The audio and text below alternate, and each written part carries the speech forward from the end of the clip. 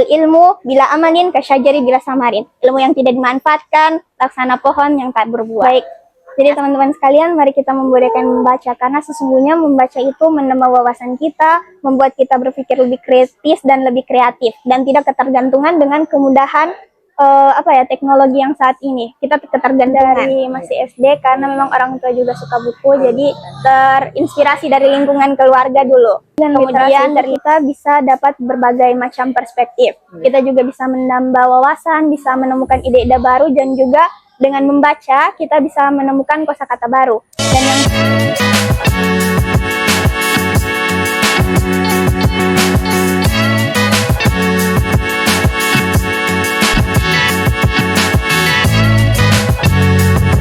Halo, Assalamualaikum warahmatullahi wabarakatuh dan selamat sore. Perkenalkan, nama saya Amalia Wulan Purnama yang akan menjadi podcaster pada podcast kali ini. Nah, setiap 8 September diperingati sebagai Hari Aksara Internasional sejak tahun 2021 dan sudah dibakukan menjadi literasi internasional.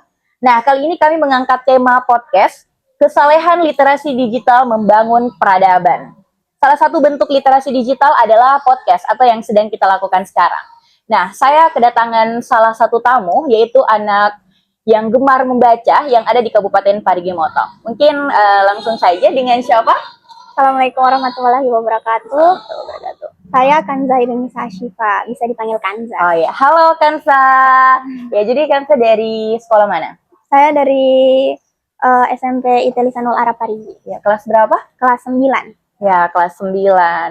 Mungkin langsung saja, Kanza, kakak mau tanya, sesuai dengan tema kita kali ini, yaitu tentang literasi. Ya. Jadi menurut Kanza apa sih itu literasi?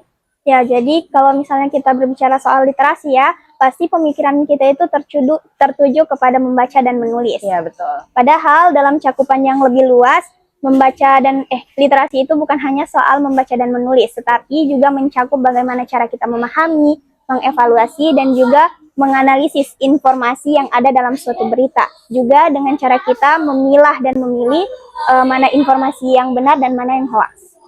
Iya, betul sekali. Nah, jadi kita berangkat dari penjelasan literasi, tentunya ada pentingnya dari literasi dan tentunya sangat penting. Nah, kalau menurut Kanza sendiri, apa sih pentingnya literasi untuk anak-anak dan semua kalangan? Jadi dengan literasi itu kita bisa dapat berbagai macam perspektif. Kita juga bisa menambah wawasan, bisa menemukan ide-ide baru, dan juga dengan membaca kita bisa menemukan kosakata baru. Dan yang paling penting menurut saya adalah membaca itu mengajak kita untuk berpikir. Jadi membaca ini dapat kita jadikan sebagai cara untuk mengelola pemikiran kita menjadi berbagai pendapat-pendapat yang baru. Ya, betul, menambah wawasan. Iya, menambah wawasan. Ya. Jadi kalau dari Kanza sendiri, kita berangkat dari literasi, kita mengangkat ke literasi baca tulis. Nah, seperti tadi pengenalan Kak Amel di awal, Kanza ini sedikit-sedikit tadi berbincang, ternyata Kanza suka sekali dengan baca buku. Nah, sejauh ini, buku-buku apa saja sih yang Kanza sudah baca atau yang Kanza sukai?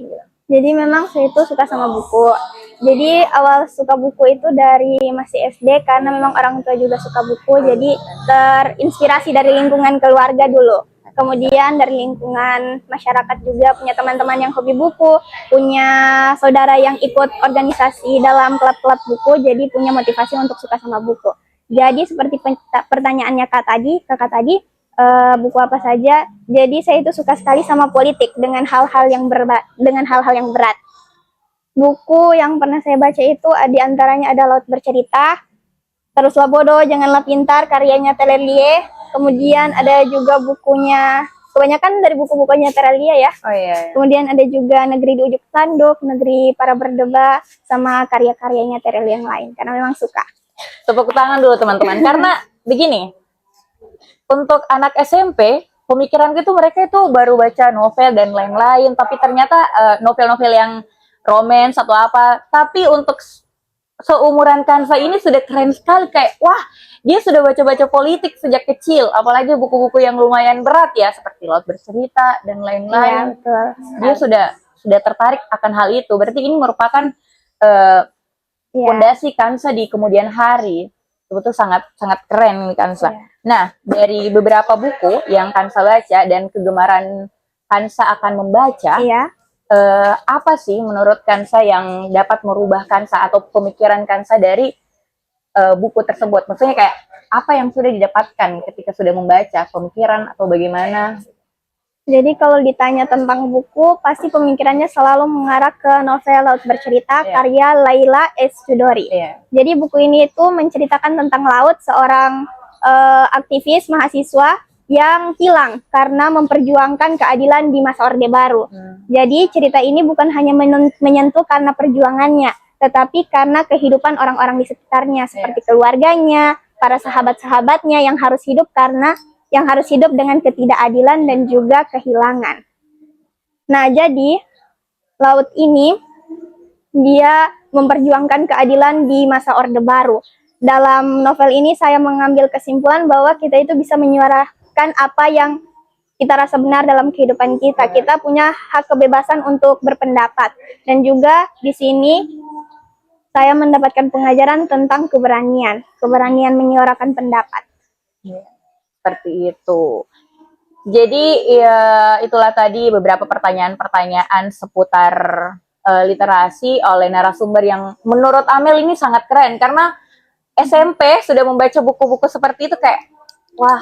Iya, kalau memang tertarik karena memang Papa juga biasa bahas tentang politik, jadi memang ada tertariknya. Iya, berarti dibangun sejak kecil dari orang tua dan lingkungan sekali. itu sangat berpengaruh sekali. Iya. Nah, jadi kalau soal ketertarikan, bagaimana caranya Kansa untuk mengikat teman-teman atau membuat teman-teman jadi suka dengan buku. Sekarang seperti yang pernah saya baca, kalau kita tidak harus langsung suka buku tersebut, kita tidak harus langsung baca ini, tapi bagaimana caranya kita untuk suka buku.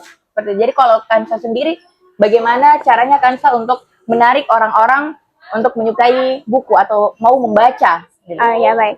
Jadi yang pertama itu kita kasih contoh, kita kasih lihat ke mereka bahwa kita itu menikmati prosesnya membaca. Yang kedua itu tergantung dari dirinya mereka. Mereka itu harus bisa menanamkan rasa suka membaca dalam dirinya mereka. Karena pada dasarnya saat kita masih kecil ya, kita itu dipaksa untuk membaca bukan karena kita suka, tapi karena untuk belajar. Iya, betul. Nah, jadi membaca itu bukan kita jadikan sebagai hal yang menyenangkan, tapi justru kita jadikan sebagai beban. Iya, tekanan. Jadi sebagai tekanan.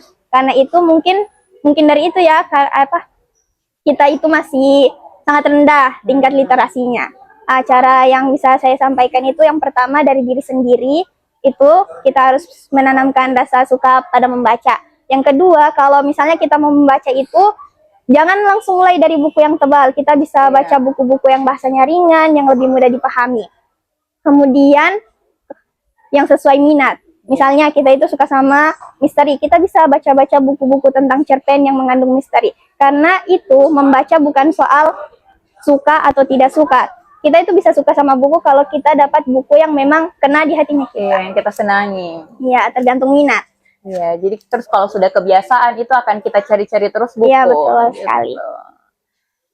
Ya, jadi mungkin itu saja pertanyaan-pertanyaannya. Jadi Kamil boleh ini enggak minta sama Kansa closing statement untuk teman-teman semua yang ada di rumah yang sedang menonton. Silakan Kansa sebelum saya tutup. Baik. Jadi teman-teman sekalian, mari kita membolehkan membaca karena sesungguhnya membaca itu menambah wawasan kita, membuat kita berpikir lebih kritis dan lebih kreatif dan tidak ketergantungan dengan kemudahan teknologi yang saat ini. Kita ketergantungan. Ya, semoga ini bisa menjadi wawasan yang bermanfaat dan juga bisa diterapkan dalam kehidupan sehari-hari.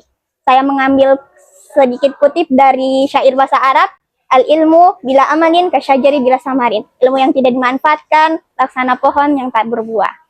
Ya, sekian dari saya. Terima kasih Kamil. Iya, terima kasih. Baik, itulah podcast kami pada hari ini. Sekian untuk hari ini. Wassalamualaikum warahmatullahi wabarakatuh dan salam literasi. Terima kasih banyak.